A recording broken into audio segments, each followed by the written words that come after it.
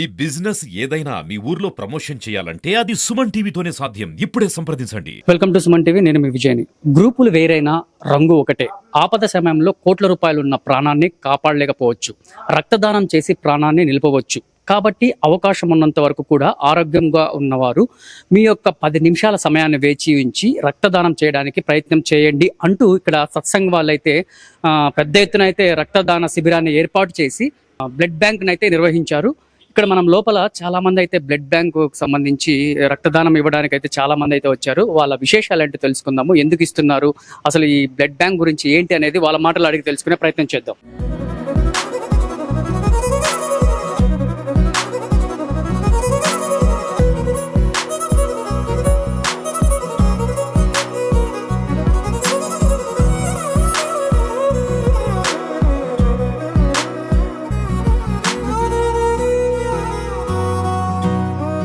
ఈ రోజు అయితే ప్రపంచవ్యాప్తంగా రక్త దినోత్సవ సందర్భంగా ఇక్కడైతే చాలా వందలాది మంది అయితే రక్తదానం చేయడానికి అయితే దాతలు అయితే మన ముందుకైతే వచ్చేసారు. సో వీళ్ళ మోటివేషన్ ఏంటి, అసలు రక్తం దానం చేయడానికి వీళ్ళ మోటివేషన్ ఏంటి అనేది వాళ్ళ మాటలు అడిగే తెలుసుకునే ప్రయత్నం అయితే చేద్దాము. Hi, hello. ఏం పేరు మీ పేరు? ఉజ్వల్. ఎక్కడి నుంచి వస్తున్నారు? సత్సంగ్ స్కిల్ డెవలప్మెంట్ నుంచి. సో మీరు మొత్తానికి ఈ రోజు అయితే రక్తదానం అయితే చేశారు కదా, మీకు ఎలా అనిపిస్తుంది? చాలా బాగా అనిపిస్తుంది. నా వల్ల ఒక రక్తం వేరే వాళ్ళకి అవసరం అవుతుందంటే ఇవ్వచ్చు అని అర్థం. ఎవరు మోటివేట్ చేశారు మీరు రక్తదానం చేయండి అని చెప్పేసి? మీ ఫ్రెండ్స్ ఏమైనా మోటివేట్ మా సార్ మోటివేట్. ఏ విధంగా మోటివేట్ చేశారు? ఇస్తే చాలా మంచిది, ఇవ్వండి అని చెప్పినాడు. సో మీరు చూస్తా అంటే స్లిమ్ గా ఉన్నారు, నాలాగా. ఏమైనా బ్లడ్ ఇస్తే ఏమైనా ప్రాబ్లం అవుతుందని మీరు ఎప్పుడైనా ఫీల్ అయ్యారా? ఏం లేదు. Okay, thank you. నమస్తే. నమస్తే సార్. నేదుగుట్ల. సో మీరు ఈ రోజు అయితే బ్లడ్ అయితే ఇచ్చారు, మీకు ఎలా అనిపిస్తుంది? హ్యాపీగా ఉంది సార్. దేనికి ఆపిల్ ఇచ్చారని?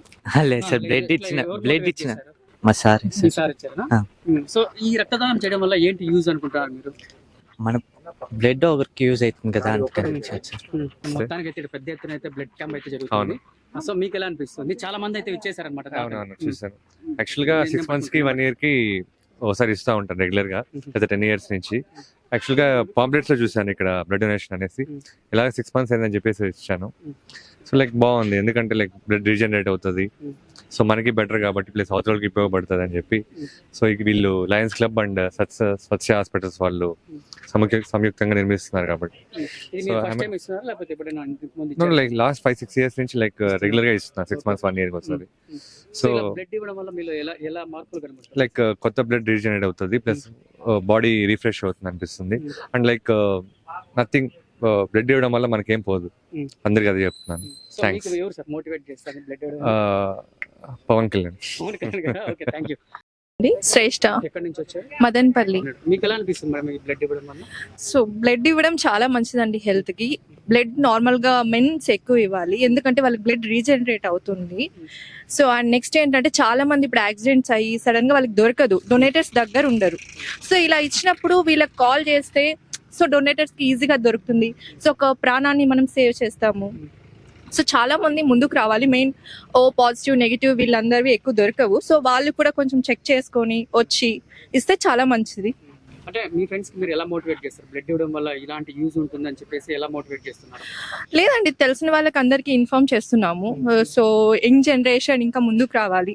సో కాలేజెస్ వీళ్ళందరికీ తొందరగా కూడా జనరేట్ అయిపోతుంది బ్లడ్. ఒకవేళ ఇచ్చినా కూడా సో వాళ్ళకి విత్-ఇన్ 1 hour లో మళ్ళీ వాళ్ళు ఇచ్చిన బ్లడ్ వచ్చేస్తుంది. సో టెన్షన్ పడకుండా వచ్చి బ్లడ్ ఇవ్వాలి. ఉమెన్స్ కి అయితే మామూలు మంత్లీ వాళ్ళకి ఏం ప్రాబ్లం ఉండదు, కానీ మెన్స్ కి బ్లడ్ ఖచ్చితంగా వాళ్ళు డొనేట్ చేయాలి వాళ్ళకి, ఎందుకంటే ఓల్డ్ బ్లడ్ అలానే ఉంటది. మెన్స్ అంటే నాకు ఒకటి గుర్తొచ్చింది, మా ఫ్రెండ్ ఒకటి చెప్పారు, ఒలింపిక్స్ వెళ్లే ముందు వీళ్ళు బ్లడ్ కూడా డొనేట్ చేస్తారంట, ఎందుకంటే కొత్త ఉత్సాహం. అవునవును, వస్తుంది. అది జెన్యూన్ అండి, అది పర్ఫెక్ట్ గా మీకు 1 day లో మళ్ళీ కొత్తగా వచ్చేస్తుంది బ్లడ్ అంతా. సో థ్యాంక్స్ అండి. నమస్తే. నమస్తే. బాగున్నా. ముందుగా మీకు రక్త దినోత్సవ శుభాకాంక్షలు. సో ముఖ్యంగా ఇక్కడ బ్లడ్ ఇవ్వడానికి కారణం ఏంటి? నలుగురికి ఉపయోగపడాలి కదండి, అందుకోసమే ఇవ్వడం. ఇది నాకేం ఇదేం కొత్త కాదు, ఇప్పటికి 20 times పైన ఇచ్చాను. ఎక్కువ సార్.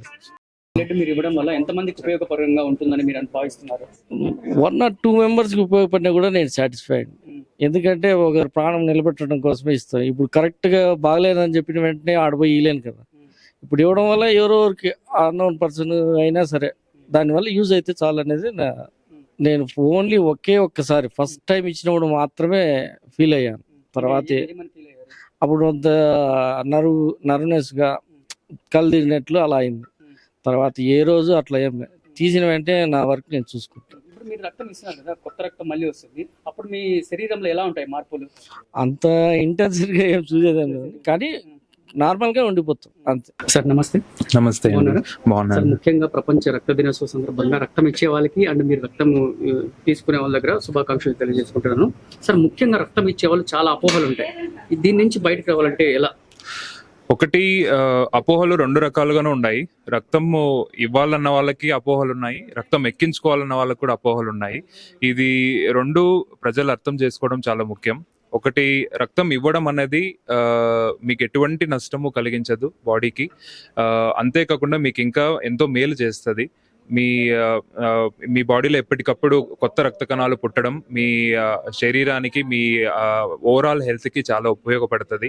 ప్లస్ రక్తం ఎక్కించుకోవడం కూడా, మేము డైలీ బేసిస్లో కూడా మా దగ్గరికి ఓపీకి వచ్చిన వాళ్ళకి చాలా రక్తం తక్కువ ఉంది, మీరు ఒక ప్యాకెట్ రక్తం ఎక్కించుకోవడం వల్ల మీకు ఉపయోగపడుతుంది అంటే, మా సొంత బంధువులు ఉన్నారు, మా ఇంట్లో వాళ్ళు ఉన్నారు, వాళ్ళ దగ్గర నుంచి తీసి ఎక్కించండి, బ్లడ్ బ్యాంక్ నుంచి తీసుకోవాలంటే మాకు భయము, ఇలాంటి మాటలు మేము వింటూ ఉంటాము.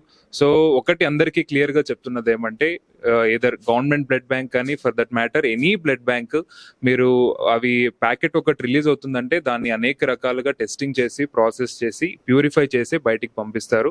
ప్లస్ ఒక ప్రాపర్ మంచి మెడికల్ సూపర్విజన్లో, మంచి డాక్టర్ సూపర్విజన్లో బ్లడ్ ఎక్కించడానికి ముందు బ్లడ్ గ్రూపింగ్ ప్లస్ సిరాలజీ మార్కర్స్ ఇలాంటివంతా కొన్ని ఉంటాయి.